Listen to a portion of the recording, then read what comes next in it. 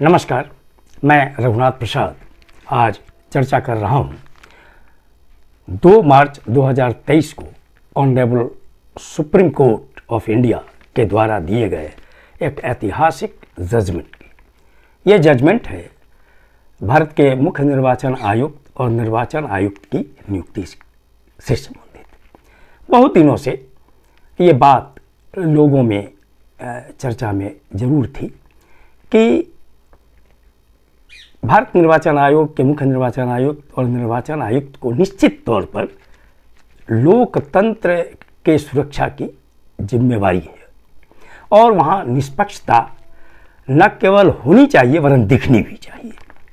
हाल के दिनों में जिस तरह से एक निर्वाचन आयुक्त की नियुक्ति हुई है श्री गोयल साहब की, वो चूँकि एक हियरिंग तो चल रही थी कई केस को मिलाकर पहले से, लेकिन इसी बीच में नवंबर 2022 में ये जो अपॉइंटमेंट हुआ वो अभी एक इशू वहाँ हो गया और बहुत इम्पोर्टेंट इशू उसमें ये आ गया।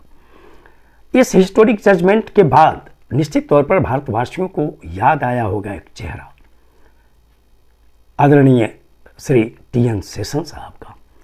उनका कार्यकाल मैं समझता हूँ कि आज तक जितने भी मुख्य निर्वाचन आयुक्त हुए हैं इस देश में, सबसे ज़्यादा चर्चित नाम श्री टी.एन. शेषन साहब का रहा। और वो उन्होंने अपने पीरियड में जो भी निर्वाचन कराए, मैं समझता हूँ कि उन पर कभी कोई आरोप किसी भी पार्टी के द्वारा, चाहे वो सत्तारूढ़ पक्ष हो या विपक्ष हो, नहीं लगा पाया। भारतीय लोकतंत्र पूरे दुनिया का बहुत ही महत्वपूर्ण लोकतंत्र है, पार्लियामेंट्री डेमोक्रेसी है और इसमें भारत के निर्वाचन आयोग की बहुत ही अहम भूमिका रही है।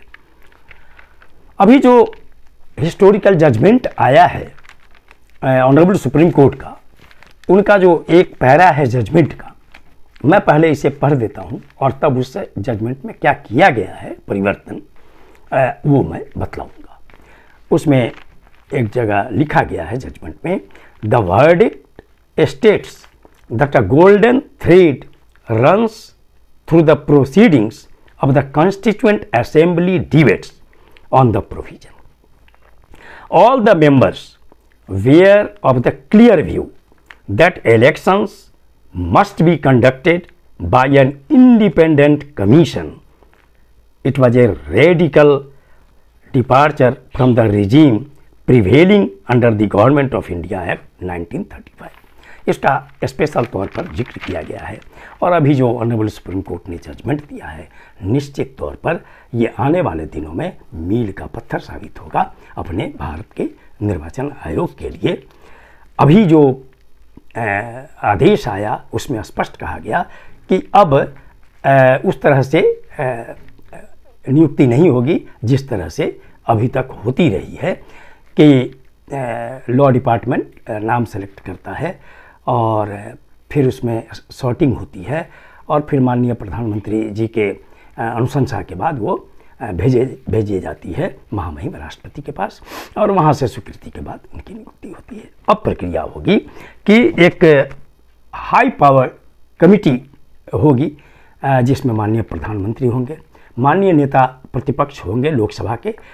ये भी व्यवस्था की गई है कि लोकसभा में यदि अधिकृत कहिए कानूनन अगर कोई लीडर ऑफ द ऑपोजिशन नहीं है तो जो जिस पार्टी के सबसे ज़्यादा लोकसभा सदस्य होंगे वो इसके हाई पावर्ड कमेटी के मेंबर होंगे और honourable chief justice of India होंगे। ये तीन की जो हाई पावर कमेटी है, इनकी अनुशंसा के आधार पर मुख्य निर्वाचन आयुक्त की और अन्य निर्वाचन आयुक्त की नियुक्ति होगी।